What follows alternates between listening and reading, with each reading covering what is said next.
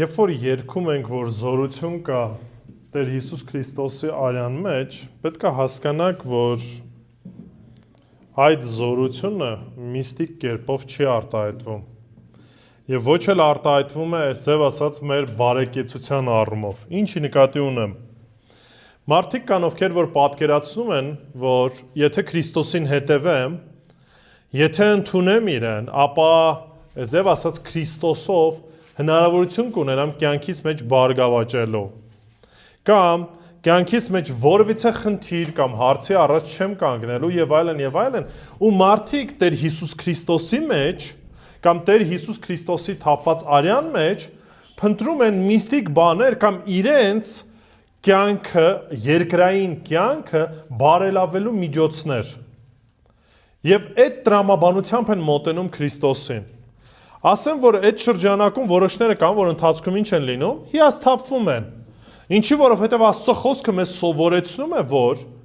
հոգևոր կյանքը Քրիստոսին հետևելը դա մի իրավիճակ չէ, որ ամեն բան, այսպես ասած, հալած յուղի պես ընթանում է, մեր կյանքը լիարժեք է, որևիցե խնդիրներ, որևիցե հարցեր չունենք։ Չէ, սրա մասին չէ։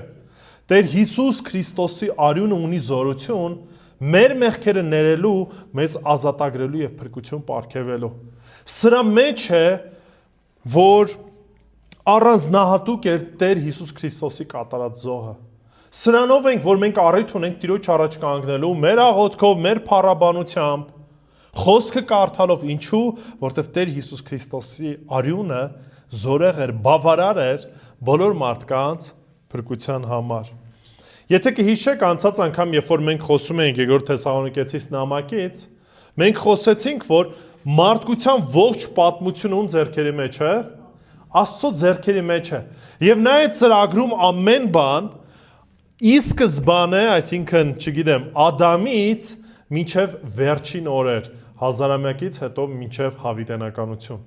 Ողջ մարդկության պատմությունը Տիրոջ ձեռքերի մեջ է։ Եվ այս պարագայում Պողոս առաքյալը շարունակելով միտքը ավելի է ինչ անում, փոքրացնում, նեղացնում հարցը եւ ուշադրությունն է ուզում, որ մենք սևեռենք նրան, որ Աստված է նաեւ մեր փրկության հեղինակը։ Եթե Աստված ողջ մարդկության պատմության հեղինակն է, ապա մեր փրկության հեղինակը նույնպես ով է? Աստված ինքն է։ Մի եղբայր ունենք Երևանում, այս վերջերս առիթ ունեի մի փոքր խոսելու եւ պատմեց իր կյանքից, ասեց, գիտես, Արտուր եղբայր ասեց, ժամանակին մինչև Տիրոջը մոտ գալը, Տիրոջը ճանաչելը, միշտ կարծել եմ, որ առաքելական եկեղեցուց դուրս բոլոր եկեղեցիները աղանդավոր են եւ միշտ այսպես ասած փորձել եմ այնպես անել, որ պայքարել ու նույնիսկ մարդկանց ինչ անեմ, հետ բերեմ, որ հանկարծ այսպես ասած չխառնվեն, չշեղվեն եւ այլն եւ այլն։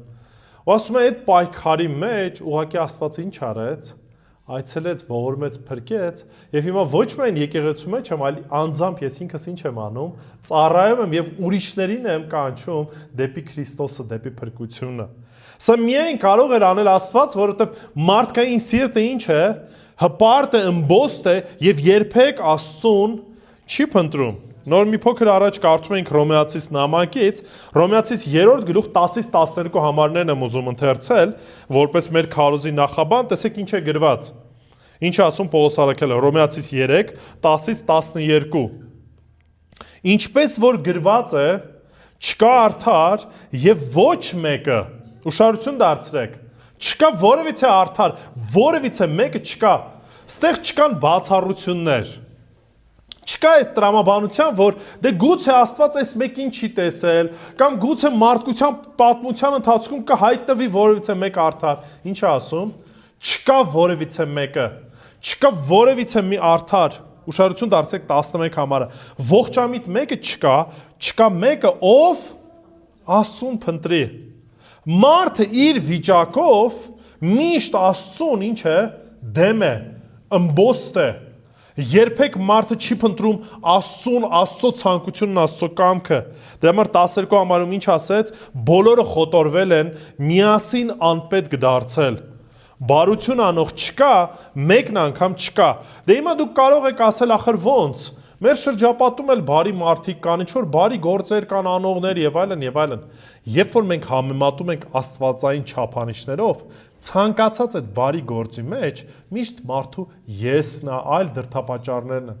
Երբ որ Աստված նայում է իր արդարության եւ սրբության շրջանակում, մարդկության բոլոր բարի նույնիսկ գործերը չար են, ինչի, որովհետեւ իրանց անձն են փնտրում, իրենց փառքն են փնտրում, այլ ոչ թե այդ ամեն ինչով Տիրոջինն են։ Դրա համար երկրորդ Թեսաղոնիկեցիս երկրորդ գլուխ 13-ից 17 համարներում Պողոս առաքյալն ինչ է հիշեցնում հավատացյալներին, որ նրանց փրկությունը սկսել է ոչ թե իրենցից, այլ ումից Աստծուց։ Եկեք ոտքի կանգնենք եւ միասին ընթերցենք երկրորդ Թեսաղոնիկեցիս երկրորդ գլուխ 13-ից 17 համարները։ Բ Թեսաղոնիկեցիս երկրորդ գլուխ 13-ից 17։ Իսկ մենք ամեն ժամ պարտավոր ենք Աստծուն գոհություն հայտնել ձեզ համար, Տիրոջից սիրված եղբայրներ, որովհետև Աստված փրկության համար սկզբից ձեզ ընտրեց հոգու սրբացմամբ ու ճշմարտության հավատով, որի համար կանչեց ձեզ մեր ավետարանով մեր Տեր Հիսուս Քրիստոսի փառքը ստանալու համար։ Արդ եղբայրներ հաստատուն մնացեք եւ պինդ պահեք այն ավանդությունները, որ սովորել եք, թե խոսքով, թե մեր նամակով։ Եվ ինքը մեր Տեր Հիսուս Քրիստոսը եւ մեր Տեր Աստվածն ու Հայրը, որ մեզ սիրեց ու հավիտենական մխիթարություն ու բարի հույս տվեց մեզ շնորհով, թող նա մխիթարի ձեր սրտերը եւ հաստատի ձեզ ամեն բարի գործի ու խոսքի մեջ։ Ամեն։ Աղոթենք։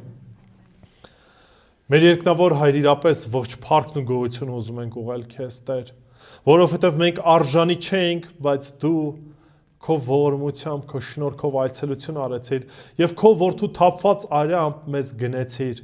մեզ փրկեցիր եւ գալիք դատաստանից ազատեցիր, Տեր։ Ողջ փառքը ուղղում ենք քեզ եւ ուզում ենք եւս մեկ անգամ շնորհակալություն հայտնել, Տեր,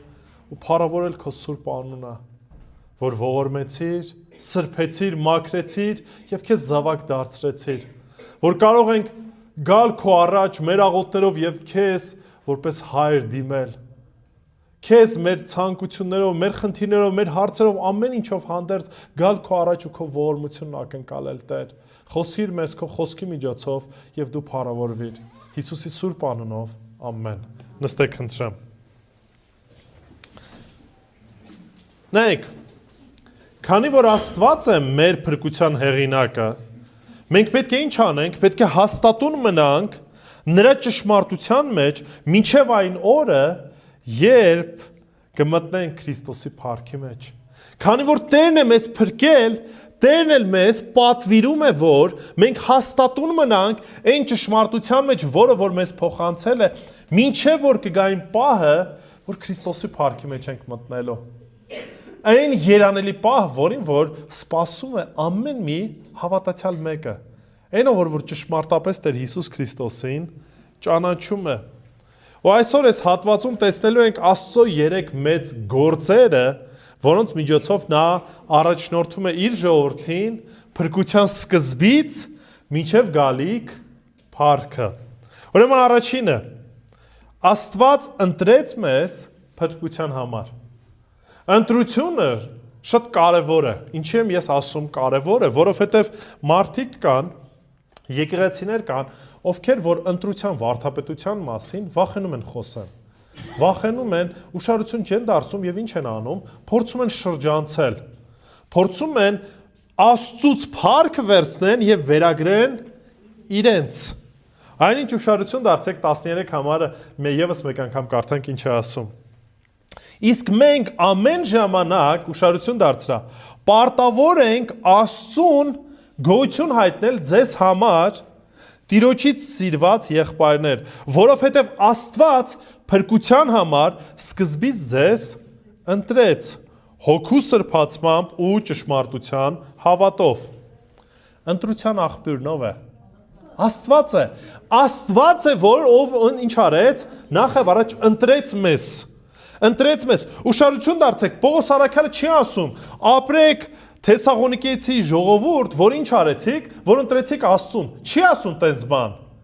Չի ասում դուք շատ լավն եք, դրա համար ընտրեցիք։ Դուք շատ խելացի եք, դրա համար հավատացիք։ Նման բան ասում է։ Ինչ է ասում։ Պարտավոր ենք ում շնորհակալություն հայտնել։ Աստծուն, որը որ ձեզ կանչեց, ընտրեց ամեն ինչից առաջ, ընտրեց ու ստացվում է, որ փրկության պատճառը ոչ թե մարդն է, այլ Աստված է։ Աստված է, որովհետև եթե փրկության պատճառը մարդը լիներ, մարդը ինքը ընտրեր Աստծուն, այսպես ասած։ Այդ դեպքում շնորհակալությունը կամ փառքում կլիներ, մարդուն կլիներ։ Կասենք ապրես մարդը, որ այսքան խելացի է գտնվել, իմաստուն է գտնվել, որ Տիրոջն է ընտրել։ Բայց նա շնորհակալությունը հայտնում է ում? Աստծուն։ Աստծուն։ Ինչու համար? Որտեվ հենց ամենասկզբից կարդացինք, մարդ կա, որ Աստծուն էր փնտրում։ Չէ, Աստծո խոսքն ասում է, ոչ մեկ Աստծուն չէր փնտրում։ Եվ հարց է առաջանում, ինչու չէին փնտրում։ Եփեսացիս առաջի գլուխ 4-րդ համարում կարդում ենք. Ինչպես որ մեզ նրա միջոցով ընտրեց աշխարհի ստեղծումից առաջ, որպեսզի մենք սուրբ ու անարատ լինենք նրա առաջ սիրո մեջ։ Ուշադրություն դարձրեք։ Նույն Եփեսացիս դրանից հետո երկրորդ գլխում Պողոս առաքյալը խոսում է, որ բոլոր մարդիկ հոգևոր առումով ինչ են, մեռած վիճակում են գտնվում, Աստծուն ըմբոստ են, հակառակ են, ողջ իրենց էությամբ, իրենց կյանքով ապրում են մեկ նպատակով, իրենց անձի, իրենց եսի, իրենց կամքը կատարելու համար։ Եթե Տերը մեզ սկզբից չընտրեր, եթե Տերը մեզ չկանչեր դեպի իրեն, մենք երբեք իրեն չէինք ընտրելու։ Մենք մերժելու էինք ու մերժում էինք միշտ։ Տիրոջ ողորմությունն է եւ մեծ շնորհն է, որի միջոցով ինչ արեց, ընտրեց մեզ։ Ուրեմն փրկության ընտրության հեղինակն ով է? Աստված է։ Մի եղբայր հետևել խոսքն է ասել, Պողոսը շնորհակալություն է հայտնում Աստծուն, որովհետեւ նրանց փրկության պատճառը Աստծո ընտրող շնորհն է, ոչ թե մարդկային արժեքները։ Որտեվ եթե մարդկային արժեքները լինեին առաջնային, ոչ մեկ չէր լինի, որտեվ որևիցե մեկ արժանի չէր։ Որևիցե մեկ արժանի չէր։ Ես արժանի չեմ։ Ես արժանի չէի, Քրիստոսով ենք, որ մենք արժանի ենք դառնում։ Քրիստոսով ենք, որ մենք արժանի ենք դառնում։ Դրա համար, երբ որ նույնիսկ երգում ենք, աշխարհից վրա շատ անուններ կա, բայց ընդամենը մեկ անուն կա, որով որ փրկություն կա։ Հիսուս Քրիստոսն է։ Նրա միջոցով է, որ մենք հնարավորություն ունեցանք փրկություն ունենալու, մեղքերի թողություն ստանալու, որը որ վեր է ամեն ինչից։ Այս ճշմարտությունը մեզ պետք է գիտեք ինչ անի, խոնարեցնի։ Խոնարեցնի, որտեղ հպարտանալու ոչինչ չունենք։ Ինչու? Որովհետև ոչ ոք այստեղ չի կարող ասել, ես ավելի լավն եի։ Չի կարող ասել, ես ավելի իմաստուն եի։ Չի կարող ասել, ես ավելի արժանի եի, ինչու, որտև մեկը չկա։ Միակ արժանին ու ողջ փառքը ուղված է Տեր Աստծուն։ Մեր փրկությունը սկսվում է նաև Աստծո շնորհքից։ Ուրեմն երկրորդը նպատակը ո՞րն էր, Աստված որ մեզ ընտրեց, փրկության համար ընտրեց։ Ուշադրություն դարձեք, ասում է, որ Աստված ինչ արեց, ընտրեց մեզ, ինչի համար, փրկության համար։ Փրկության համար, հիմա նայեք, Աստված մեզ չի ընտրում ոչ թե պարզապես որոշ արտոնություններ ունենալու, օրինակի համար, ընտրել է, որ չգիտեմ, մենք հենց աղոթենք, մեր աղոթքի պատասխանը ստանանք եւ այլն, կամ այլ արտոնություններ եւ այլն, չի տալիս տենց արտոնություններ։ Մեզ ընտրել է, առանձնացրել է մնացած մարդկանցից մեկ նպատակի համար, որն էր այդ նպատակը, փրկելու համար, փրկելու համար։ Հռոմեացիս 8:30 Ուշադրություն դարձրեք նորից հերթականությունը։ Եվ որոնց նախասահմանեց, ով էր նախասահմանողը? Աստված, ինչ է նշանակում նախասահմանել։ Ամեն ինչից առաջ Աստված ծրագրել է այն փրկությունը եւ այն մարդկանց, ում որ ընտրելու է, այսինքն նախասահմանեց, ում որ նախասահմանեց կամ ում որ ընտրեց, ինչ արեց, նրանց նաեւ կանչեց։ Ում որ կանչեց, նրանց նաև արդարացրեց։ Հիշում եք, մինչև այդ որից է մեկը կար արդար, չկար արդար։ Ում միջոցով ենք արդարանում, Աստծո միջոցով, ով նախասահմանեց, ով կանչեց, կանչելուց հետո արդարացրեց Քրիստոսի միջոցով, իսկ որոնց որ արդարացրեց, նրանց նաև ինչ արեց, փառավորեց։ Ում որ Տերը կանչում է դեպի փրկության, մինչև վերջ հասցնելու է ու Քրիստոսի մեջ, հավիտենականության մեջ փառավորելու է։ Քրիստոսի մեջ փառքն ենք ստանալու։ Ուշադրություն դարձրեք, ամբողջ շղթայում ով էր հեղինակը, Աստված էր, ով էր այդ ամեն ինչը իրականություն դարձնում, նորից Աստված։ Նախաձեռնողը Աստված է, ավարտողը նույնպես Աստված է։ Մենք մեր արդարությունը չունենք, ժողովուրդ։ Մենք արդարանում ենք Հիսուս Քրիստոսի արդարությամբ։ Հիսուս Քրիստոս ապրելով սուրբ ու կատարյալ կյանք, թափելով իր արյունը մեզ համար զոհ եղավ։ Եվ այլևս Աստված, երբ որ երկնքից նայում է մեզ, չի տեսնում մեր մեղավոր, մեր ընկած վիճակը, այլ տեսնում է մեր մեջ ապրող Տեր Հիսուս Քրիստոսին։ Նրա արդարությունը, նրա սրբությունը, նրա ողորմությունը մեր կյանքում է արտահայտվում։ Դրա համար ում որ Տերը նախասահմանեց, նրանց կանչեց, ում որ կանչեց, նրանց էլ արդարացրեց։ Իսկ ում որ արդարացրեց, երկնքում նաև փառավորեց։ Թյուր կարծիք կա, որ Աստված ընտրում է, եթե Աստված է ընտրում, արդյոք դա նշանակում է, որ մարդը պատասխանատվություն չունի։ Ունի պատասխանատվություն։ Ինչու ունի։ Որովհետև այն մարդիկ, ովքեր որ լսում են ավետարանը եւ իրենք մերժում են այդ ավետարանը, ով է պատասխանատու դրա համար։ Իրանք են պատասխանատու։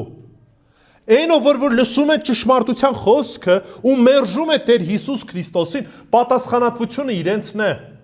Աստծունը չէ։ Դրա համար կա հետևյալ ծայրահեղությունը։ Եթե մարդն է ամբողջությամբ այդ դեպքում որոշում փրկությունը, Աստվածաշունչը ինչ է անում, հասնում որ տենց բան չկա, եթե մարդու ձեռքերի մեջ լիներ փրկությունը, մարդը միշտ ինչ էր անելու, մերժելու էր Աստծուն, մերժելու էր, չէր ընդունելու։ Դրա համար մենք հասկանում ենք մի ճշմարտություն, որ այո, փրկությունը Տիրոջից է, բայց պահը գալիս է, երբ որ մենք հավատքով, այն հավատքով, որ նորից Տերն է տվել, ընտրում ենք, հավատում ենք Տեր Հիսուս Քրիստոսին։ Ուշադրություն դարձրեք։ Եփեսացիս 2-րդ գլուխ 1-ից 5 համարներում, երբ որ խոսում ենք, որ մեղքի պատճառով մենք բոլորս մեր ցանկությունն ենք անում, Աստծո շնորհն է, որ մեզ կենթանացնում է եւ հնարավորություն է տալիս ինչ անելու, լսելու Աստծո խոսքը եւ հնազանդվելու, ապաշխարությամբ դարձով գալու։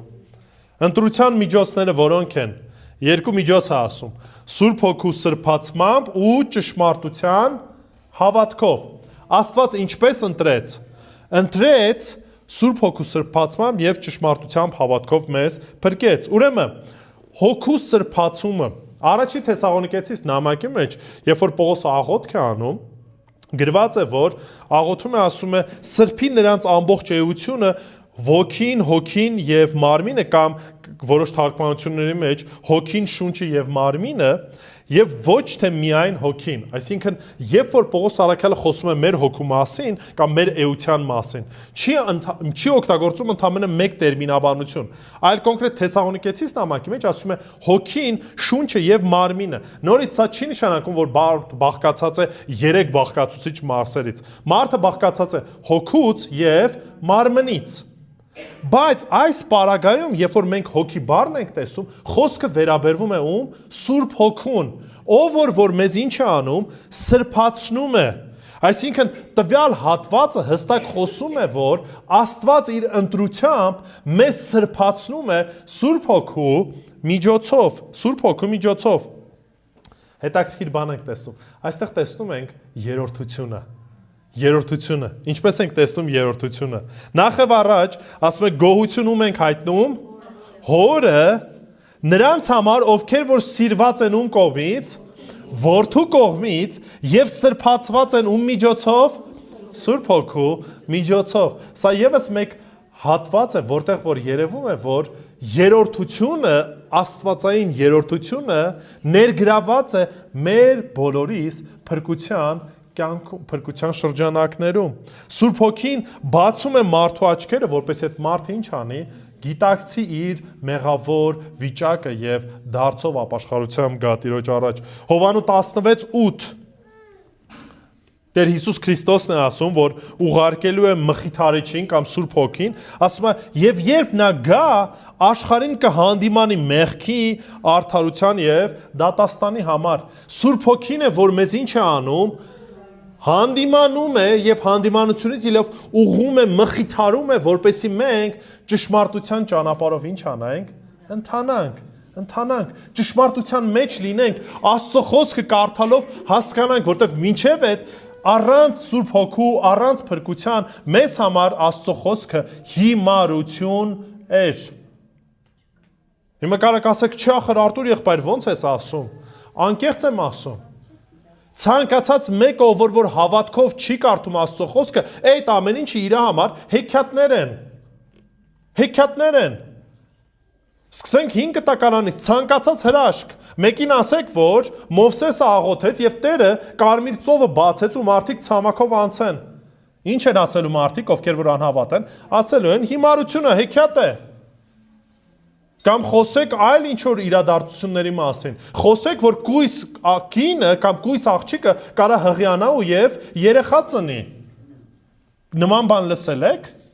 Չէ, ես նման բան չեմ լսել մարդկության ողջ պատմության ընթացքում, բայց այդ ամեն ինչը իրականություն դարձավ Քրիստոսի մեջ։ Խոսեք մարդկանց հետ, որ կա մահից հետո հարություն եւ հավիտենական կյանք։ Նորից ինչ են ասելու։ Հեքիաթներ է։ Դրա համար եմ այս ամեն ինչը ասում, որ հասկանաք մի ճշմարտություն։ Անհավատների համար, նրանք, ովքեր որ Քրիստոսինը չեն, Աստծո խոսքը ինչ է, հիմարություն է, հեքիաթներ են։ Բայց մեզ համար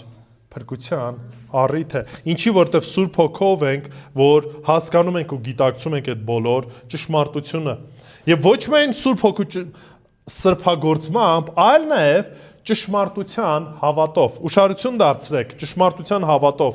Կամ կարող ենք այլ կերպ ձևակերպել։ Ճշմարտության հանդեպ ձեր հավատի միջոցով։ Այսինքն ինչ արեց Տերը։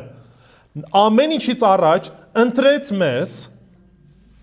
նախասահմանեց, ընտրեց մեզ, Սուրբ Հոգով մեզ սրբացրեց,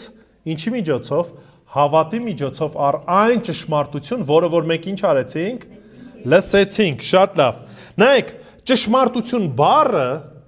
կոնկրետ ի նկատի չունի կոնկրետ ինչ-որ ճշմարտություն, օրինակի համար Աստծո խոսքից ինչ-որ մի հատվածի վերաբերյալ, այլ ճշմարտություն ի նկատի ունի ընդհանրապես հավատք այն ճշմարտության նկատմամբ ընդհանրական, որը որ ավետարանն է, ամբողջական Աստծո խոսքն է, հասկանում եք, այսինքն ոչ թե ինչ-որ մի փոքրիկ հատվածի վերաբերյալ է որոշակի ճշմարտություն, որին մենք հավատացինք, այլ ընդհանրական մենք հավատացինք ինչին, ընդհանուր ճշմարտությանը, Աստծո խոսքին։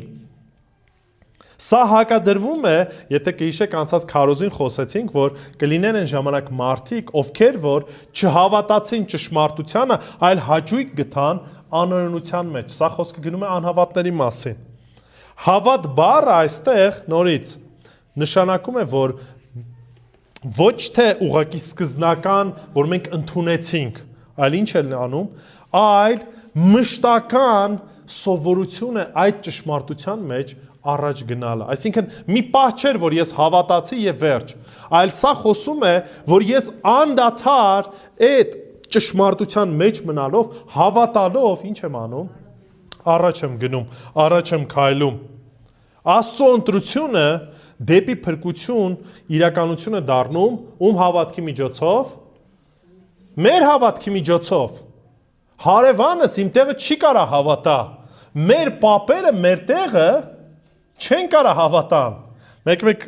բարձենում ենք, չէ՞, նույնիսկ ասում ենք դե մենք 1800 տարվա քրիստոնյաներս, բա գիտեք եւ այլն եւ այլն։ Հիմա նույնիսկ մի քիչ գալիս է ծայրահեղության, քիչ է մնում ասենք նոյին երբ որ տապանից իջավ հայերը հացով ու աղով դիմավորեցին, Քրիստոսից էլ առաջ մենք քրիստոնյաներ ենք։ Հիմա խնդում ենք, բայց իրականում մարդկանց տրամաբանության մեջ սա նստած է։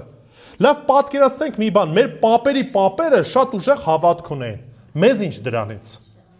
Ոչ մի բան չկա։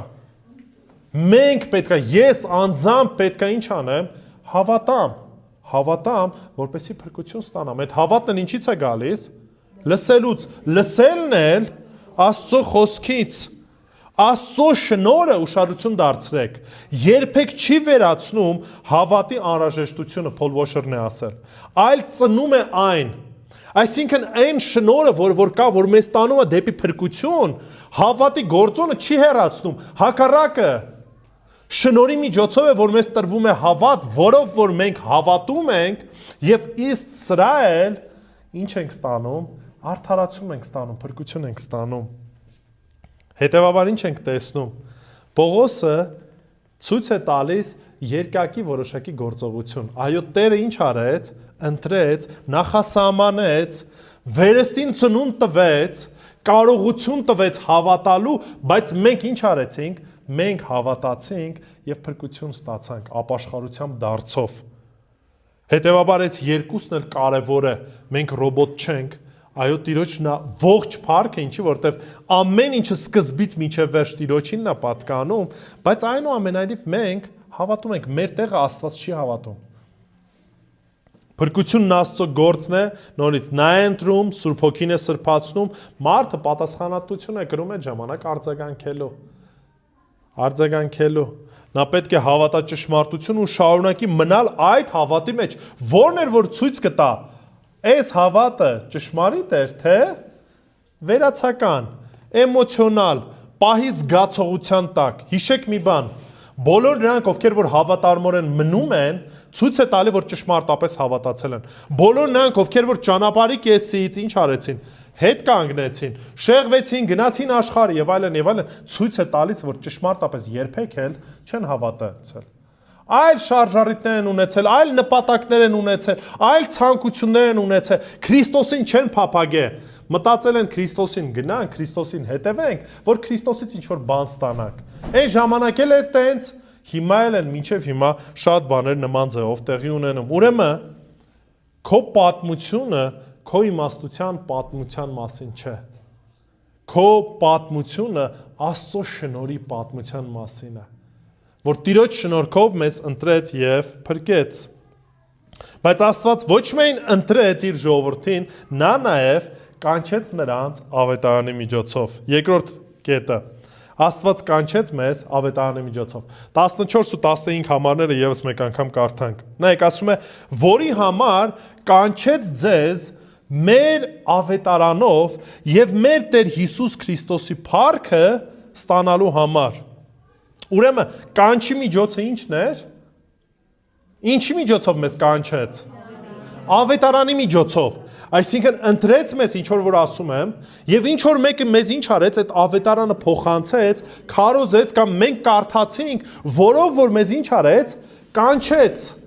կանչեց։ Այսինքն ավետարանը պարտադիր է, որպեսզի մենք լսենք եւ այդ ավետարանին հնազանդությամբ փրկություն ստանանք։ Տերն է այդ կարողությունը բացում, Տերն է սիրտը բացում, որպեսզի մենք այդ ավետարանը լսենք, բայց մենք մեր պատասխանատվության շրջանակն ունենք։ Դրա համար Պողոս Արաքյալն ինչ է ասում։ Ինչպես պիտի հավատան նրան, ում մասին չեն լսել։ Հռոմեացիս 10:14-ից 15 համարները ավելի մանրակրկիտ կրկնում է։ Ասում է, այս ավետարանը ես ձեզ փոխանցեցի, դուք լսեցիք, հավատացիք, շատ լավ։ Հիմա ինչ անենք, լուր մնանք։ Չէ։ Այդ ավետարանը մենք էլ պետք է շարունակենք, տարածենք, քարոզենք, խոսենք, որպեսզի մարդիկ լսեն այդ ավետարանը եւ այդ ավետարանով Տերը ինչ անի։ Փրկի։ Նորից Ջոն Փայփերը գրում է, ասում է, Աստծո ընտրյալները չեն փրկվում ավետարանից անկախ, լսում եք։ Աստված կանչում է նրանց ավետարանի միջոցով, այսինքն ինչ արեցինք, լսեցինք այդ ավետարանը եւ այդ ավետարանին հնազանդությամբ, խոնարհությամբ հնազանդվեցինք եւ եկանք Տիրոջ առաջ։ Ինչ է ավետարանը։ Եթե ուղիղ կերպով ասենք բարի լուր։ Բարի լուրն էլ հետևյալն էր, մենք մեռած էինք մեր մեղքերի մեջ, մենք անարդար կերպով էինք ապրում, թշնամի էինք Աստծուն, Աստված էլ իր որդու միջոցով ինչ արեց մեզ, փրկեց,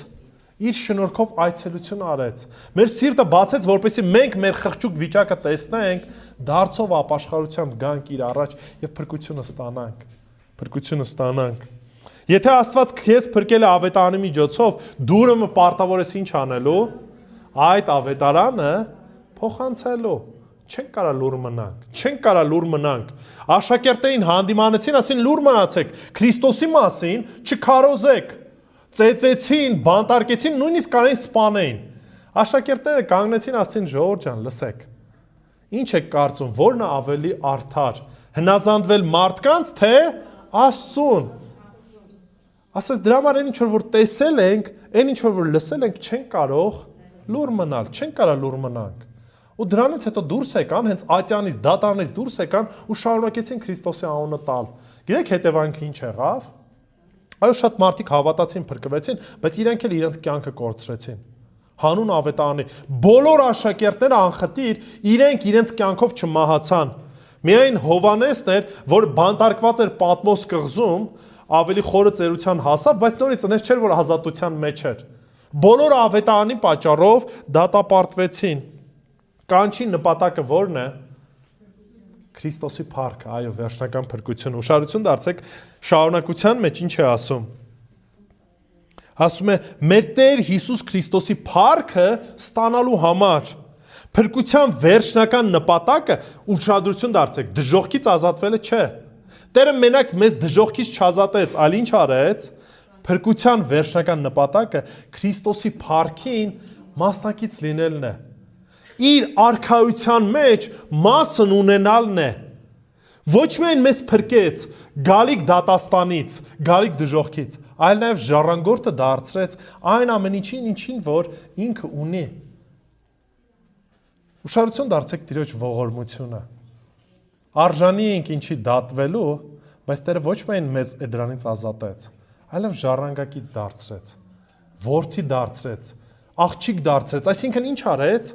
որդեգրեց։ Պատկերացեք դուք թշնամություն եք վարվել, թշնամությամբ եք ընթացել, Տերը ոչ միայն ներեց ձեզ, այլ նաև ասեց իմ փառքի մեջ ես մտնելու։ Ու նորից այս ողջ փառքը ում ենք ուղղում, Աստծուն ենք ուղղում, ինչի որտեվ նորից կարա մեկը կանգնի ասի դե ես լավն էի, դրա համար ինձ Տերը ընտրեց։ Ես խելացի էի, դրա համար այդ փրկությունը ժառանգեցի, չէ ժողովուրդ, ոչ մեկս չեն կարա ասենք։ Դրա համար նորից ու նորից ողջ փառքը ուղղում ենք իրեն։ Առաջի Հովանու 3:2, Առաջի Հովանես 3:2։ Սիրելիներ, այժմ Աստծո որդիներն ենք, ուշադրություն դարձնում եք։ Մինչև այդ որդիներ չենք, ասում է այժմ Աստծո որդիներ ենք։ Եվ տակավին հայտնի չէ թե ինչ պիտի լինենք, այսինքն ապագան դեռևս ամբողջական չգիտենք։ Չգիտենք ինչա լինելու, չգիտենք ինչա սպասվում մեզ, բայց գիտենք, որ երբ նա հայտնվի ու մասն է խոսքը գնում, Հիսուս Քրիստոսի, նրան նման կլինենք։ Երբ որ Տեր Հիսուս Քրիստոս գա, վերափոխվելու ենք անապականացու մարմնով, ում նման ենք լինելու, Քրիստոսի նման ենք լինելու։ Ասում եմ, որովհետև կտեսնենք նրան, ինչպես որ է։ Հիմա մենակ լսում ենք, խոսքը կարդում ենք, հավատքով սպասում ենք, բայց պահը կգա, որ ինչ կանենք, կտեսնենք։ Ոչ միայն կտեսնենք, այլ գուցե նաև կշոշափենք, իր հետ կլինենք։ Երբ որ կարդաք Հայտնության գիրքը, առաջ Աստված շուտով ճիշտ է, մի քանի քարոզներ ունեմ, արդեն կարող եք Հայտնության գրքից էլ նայեք, երբ որ տեսնում ենք երկնքի գեղեցկությունը, այդ ամեն ինչի մեջ տեսնում ենք Տեր Հիսուս Քրիստոսի փայլը, որ ասում է, որ ադամանդից էլ ավելի փայլուն էր իր տեսքը, որ Հովանեսը նույնիսկ չի էլ կարող նկարագրել, եւ երանելի բոլոր նրանք, ովքեր որ կտեսնեն Տեր Հիսուս Քրիստոսին, այնպեսին, ինչպիսին որ նա կա, եւ մասնակիցը կլինեն այդ հրաշալի իրավիճակին, հրաշալի փառքին։ Բայց նայեք,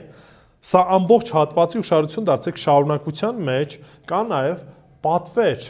Ինչ արեք, հետեւաբար հաստատուն մնացեք եւ պինդ պահեք այն ավանդությունները։ Ուշադրություն դարձեք, Պողոս առաքյալն ինչ է ասում։ Քանի որ Աստված ընտրել է ձեզ, կանչել է ձեզ, ձեր պատասխանատվությունն ինչ է։ հաստատուն մնաք, հավատարիմ լինեք, ամուր բռնեք այն ինչ որ ես ձեզ փոխանցեցի։ Ուրեմն նայեք, ասում է ավանդություններ, որ սովորել եք թե խոսքով, թե մեր նամակով։ Խոսքը ինչ խոսքի նկատի ուներ։ Աստծո խոսքը, բայց որ բանավոր ինչ էր արել, փոխանցել էր, այսինքն Պողոս առաքյալը երբ որ եկեղեցու հետ էր բանավոր, փոխանցել էր այդ խոսքը։ Նամակը ինչ նամակներ։ Այն նամակը, որ մենք հիմա կարդում ենք, այսինքն Աստծո խոսքին ինչ արեք, ամուր բռնեք, այն ճշմարտությունը, որ ստացել եք ինձանից, դրա մեջ հավատարիմ եղեք, դրա մեջ հավատարիմ քայլեք։ Սա է մեր բանավոր պաշտոնը եւ պատասխանատվությունը, որտեվ Տերը մնացած ինչի կարիքն ունենք արդեն արել է, արդեն ընտրել է, արդեն կանչել է, արդեն փրկել է։ Մենք էլ ինչ անենք։ Հավատարիմ մնանք, հավատարիմ մնանք։ Մենք այսօր ունենք ամբողջական Աստծո խոսքը, որի մեջ պետք է հաստատուն լինենք եւ ամուր բռնենք։ Ու հարցը նորից հնչում է հետեւյալը. լավ, գոնե Աստվածաշունչը, գոնե մեկ անգամ ամբողջությամբ կարդացել եք, թե ոչ։ Չեմ ուզում հիմա պատասխանեք, բայց հասկացեք մի բան։ Մենք պետք է կարդանք։ Առանց կարդալու անհնարին է կարճած լինեք, ամուր բռնեք մի բան, որը որ երբեք չեք կարդացել, երբեք չեք բացել։ Չունեք Աստվածաշունչ, չունեք նոր կտական, մոտեցեք, ասեք ուզում ենք Աստվածաշունչ ունենանք, մենք այդ ամեն ինչը կկազմակերպենք։ Հասկացեք մի բան, առանց Աստծո խոսքը կարդալու չեք կարող աճել։ Որտեվ ինչ գիտեք, կարող է այստեղ հեքիաթներ են պատմում։ Ոնց եք ստուգելու, ոնց եք համեմատելու, տեսնեք, ասածս ճշմարտություն է, թե ոչ։ Մինչև դուք ինքներդ հաստատված չլինեք այդ ճշմարտության մեջ, տարբեր քամիներից քշվելու եք։ Ստեղ մի ուրիշ մի բան կլսեք, մի ուրիշ մի բան կլսեք, ոչ էլ կքննեք, տեսնեք, որն է վերջի վերջո ճշմարտությունը։ Երբ որ բժիշկը ձեզ ինչ որ դեղահաբեր է նշանակում, ասենք վերցնում եք դրանից հետո այդ դեղատոմսը շպրտում եք, մոտավորապես հիշելով գնում եք վերցնում եք ու չափաբաժինն էլ մոտավորապես եք վարվում։ Չէ։ Այդ դեղատոմսը պահում ենք մեր մոտ, քանի օր, քանի միլիգրամ, ինչքան հաճախականությամբ եւ այլն եւ այլն։ Ինչի որտեվ սա մեզ համար կարեւոր է, հարկավոր է, հստակ է։ Մեր առողջության համար, մեր մարմնի համար հստակ այդ բաները փորձում ենք պահել։ Իսկ ինչ վերաբերվում Աստծո խոսքին, ինչ ուզում է թող լինի, ինչ ասում է, ինչով լսենք, ինչ մեր հոգին ինչով ասես կերակրենք, էական չի։ Չի լինում տենց ժողովուրդ ջան։ Ուզում եք հավատքի մեջ հաստատուն լինեք։ Ուզում եք ճշմարտապես իմանաք ում եք հավատում, ինչին եք հավատում, ինչպես եք հավատում, խոսքին ամուր բռնեք, կարճած եղեք։ Ու երեք հարց կա, որ ամեն մեկս հստակ պետք է պատասխան ունենանք։ Արդյոք կարող ես բացատրել ավետարանը։ Պարզ հարց եմ ասում։ Ես արդեն ասացի։ Հիմա ամեն մեկը դուք ինքներդ ասեք։ Ավետարանը հասկանում եք ինչ է, կարող եք դիմացինին ավետարանի մասին խոսել։ Երկրորդը գիտես ինչու ես փրկված։ Նորից սրա հետ ուղիղ կապ ունի։ Եվ երրորդը կարող ես տարբերել ճշմարտությունը կեղծ ուսումնքից։ Հիմա այո, ամեն մեկը ձեզ համար ժողովուրդ։ Ես ուրախ եմ, որպեսզի կարողանաք դուք ամեն մեկը ձեր շրջանակում այս հարցերի պատասխանը տաք։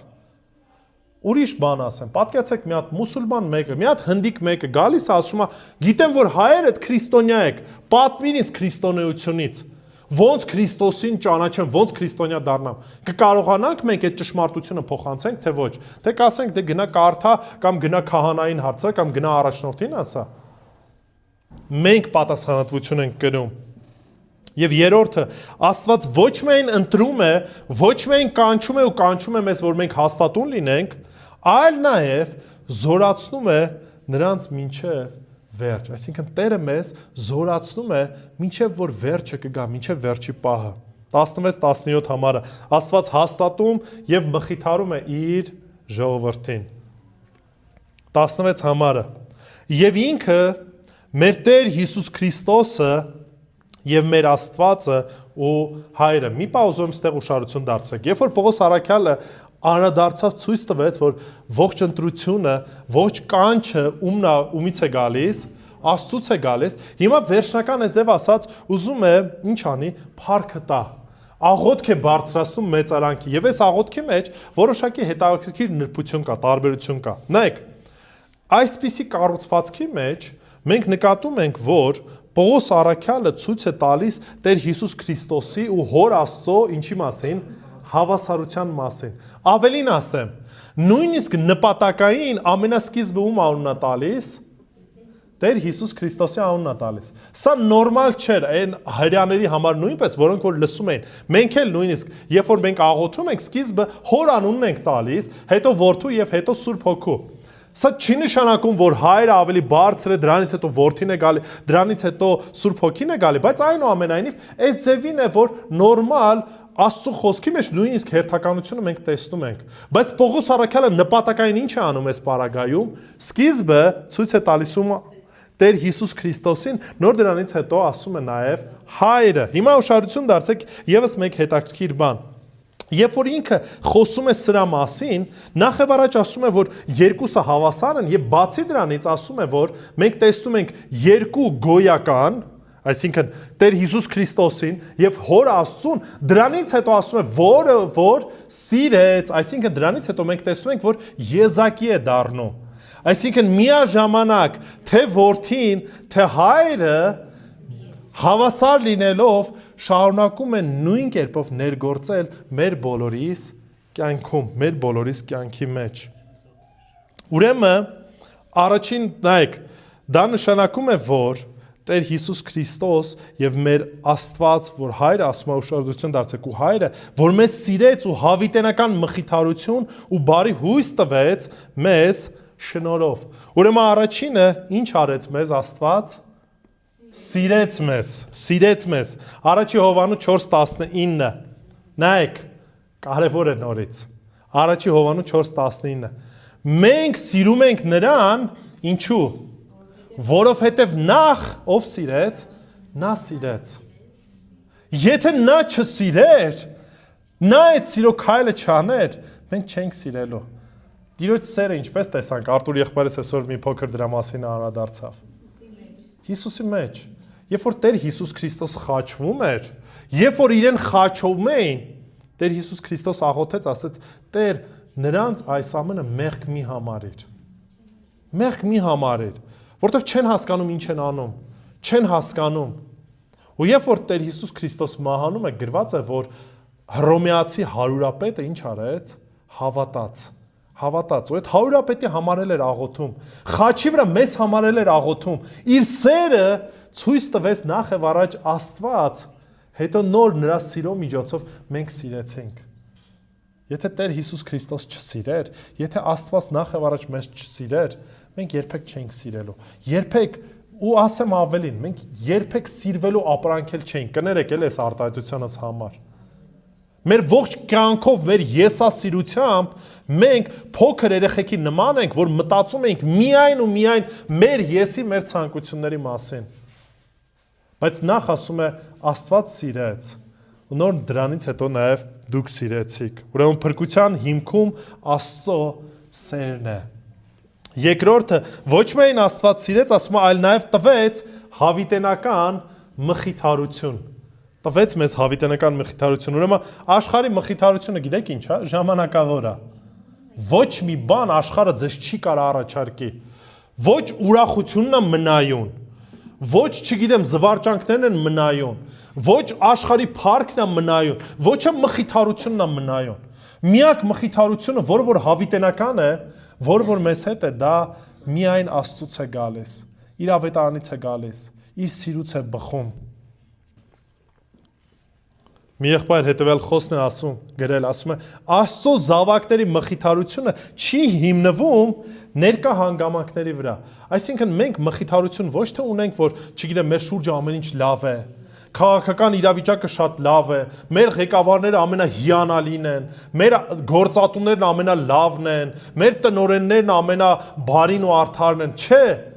դրանով չի մեր մխիթարությունը, այլ մեր մխիթարությունը հիմնված է Աստծո անփոփոխ խոստումների վրա, որ Տեր Աստված այն ամեն ինչ որ ասեց, այդ ամեն ինչը իրականություն են դառնալու անկախ իրավիճակներից, անկախ հանգամանքներից, ինչու որտեղ անցած անգամ ասցինք։ Ողջ մարդկության պատմության հեղինակնով է Աստված է։ Մեր փրկության, մեր կյանքի ընթացքի ապահովմանը ում ձեռքերի մեջ է, նորից Աստծո մեջ է։ Դրա համար մխիթարություն ունենք, որ ինչ էլ պատահի, ինչ էլ լինի մեր կյանքում, գիտենք մի բան, Տիրոջ հետ ենք լինելու։ Ու որևիցե մեկ այլ բան չի կարող մեզ բաժանել Տիրոջ սիրուց։ Ոչ մեկ, Ոչ մի հանգամանք, ոչ մի իրավիճակներ, ինչը որտեվ Տիրոջն ենք,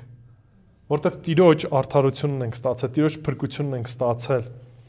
Երբ փորձությունները գալիս են, նայենք ոչ թե հանգամանքներին, այլ նայենք Տիրոջը խոստումներին, Տիրոջը խոստումներին։ Նա տվեց մեզ նաև երրորդը բարի հույս, բարի հույս։ Ուշադրություն դարձեք, ասում է բարի հույս տվեց մեզ շնորհքով։ Մեր հույսը, ուշադրություն դարձրեք, մեր հավատարմությունը չէ։ Մեր հույսը մեր ուժը չէ։ Մեր հույսը մեր փորձառությունը չէ, մեր սպիտակ մազերը չեն։ Մեր հույսը Աստծո շնորհն է, որը որ մեզ փրկում է, պահում է, ուղղորդում է։ Եվ նա է, որ հաստատում է մեզ ու կանչում է մեզ դեպի ծառայություն։ 17 համարը ուշադրություն դարձրեք, ասում է. թող նա մխիթարի ձեր սրտերը եւ հաստատի ձեզ ամեն բարի գործի ու խոսքի մեջ։ Աստված մեզ չի պարզապես փրկել, որպեսզի մենք նստենք ու ոչ մի բան չանենք։ Չի փրկել մեզ, որ մենք մի հատ մեծ խաչ կապենք, ասենք վերջ իմ միսիան ավարտվեց, ինձանից են կողմ, դրանից էլ ոչ մի բան մի ասեք։ Ասեմ ավելին, նույնիսկ Աստված մեզ չի փրկել, որ գանք ու այստեղ աթոռ զբաղացնենք, ասենք դե Կիրակի օրը, այսին ժամից, այսին ժամը ես ստեղ եմ, լավ մի պուճուր ինչ որ մի քանի լումայել կտամ, լավ համոզեցիք։ Չէ, ժողովուրդ ջան, սրա մասին չի խոսքը գնում։ Տերը մեզ փրկել է, որպեսզի մենք բարի գործեր անենք, որպեսզի Տիրոջ ծառայենք։ Նայեք, խնդիրը գիտեք ինչումն է։ Աշխարհիկ մարդիկ ու բոլոր կրոնները ձեզ սովորեցնում են, ասում են բարի գործեր արեք, լավ արեք, որպեսզի փրկվեք։ Ճշմարտությունն Աստծո խոսքը հակառակն է։ Քրիստոս մեզ փրկեց,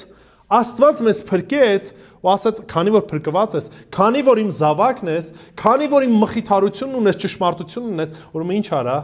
գնա ու բարին գործի։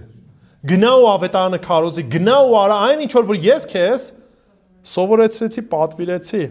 Եփեսացիս 2:10 ասում է շնորհքով եք փրկված եւ սա ձեզանից չի, որ որևիցե մեկը չպարծենա 10-րդ համարը, ինչու?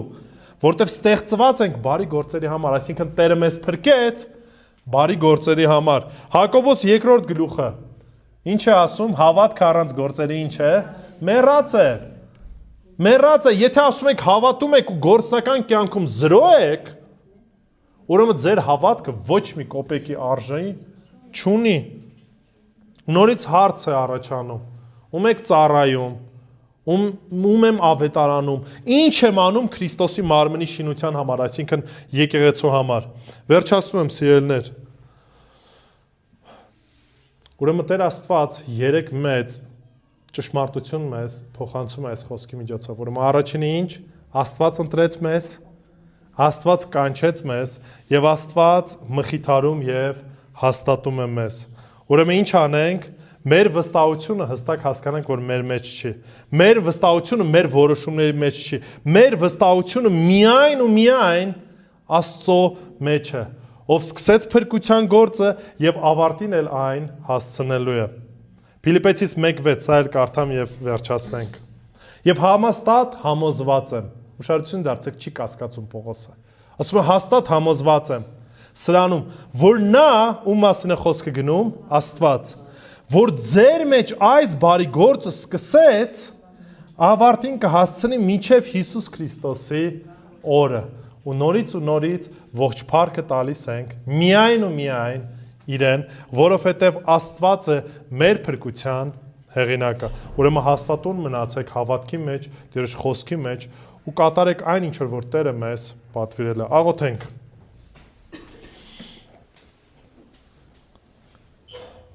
Տեր Աստված իրապես, երբ որ նայում ենք այն փրկարար գործին, որ դու կատարել ես, Տեր, իրապես հիանում ենք։ Հիանում ենք քո ողորմության, քո շնորհի, քո սիրո համար, Տեր։ Որտեվ ամեն մեկս անարժան էինք, որտեվ ամեն մեկս մեռած լինելով մեր մեղքերում, մեր ցանկությունն ու մեր փափագն էինք կատարում, Տեր։ Եվ ինչպես որ խոսքդ է ասում, մեկը չկար, որ արդարություն կատարեր կամ արդարություն փնտրեր։ Մեկը չկար, որ նաև մենք, Տեր, որ քեզ փնտրենք, բայց դու քո ողորմությամբ, քո սերը ցույց տվեցիր մեր նկատմամբ, Տեր։ Որտեվ մեռած էինք, քո շնորհքով մեզ կյանք տվեցիր։ Հեռու էինք, քեզ զավակ դարձրեցիր։ Խորթ էինք, որդեգրեցիր Տեր Աստված։ Մեղավոր էինք, սրբագործեցիր Տեր։ Աղոթում եմ ով Հայր, որ միաբանես եկեղեցիդ, որպեսզի խոսքիդ մեջ աճելով քեզ փառավորենք Տեր։ Դու մեզ փրկեցիր ու ողջ փառքը քոնն է Տեր։ Աղոթում եմ ով Տեր, որ իրապես այցելություն անես այստեղ գտնվող ամեն մեկին Տեր եւ խոսքովդ վերստին ծնունդ տաս, որպեսզի միասին, որպես մեկ եկեղեցի ճշմարտապես քեզ փառավորենք ու սպասենք այն փառավոր հրաշալի օրվան, երբ որ պիտի գաս կամ մեզ կանչես, երբ որ կտեսնենք քեզ այնպես ինչպես որ կաս, եւ այդ ժամանակ կնմանվենք քեզ Տեր Հիսուս։ Սա է մեր փափագը, սա է մեր ցանկությունը։ Նույնիսկ ոչ էլ դրախտ, այլ ուզում ենք քեզ հետ լինել Տեր, որտեղ այնտեղ որտեղ որ դու ես, այնտեղ էլ հենց մեզ համար լինելու դրախտը Տեր։ Մեզ ողորմիր, ներիր եւ դու փառավորվիր։ Հիսուս Քրիստոսի սուրբ անունով, ամեն։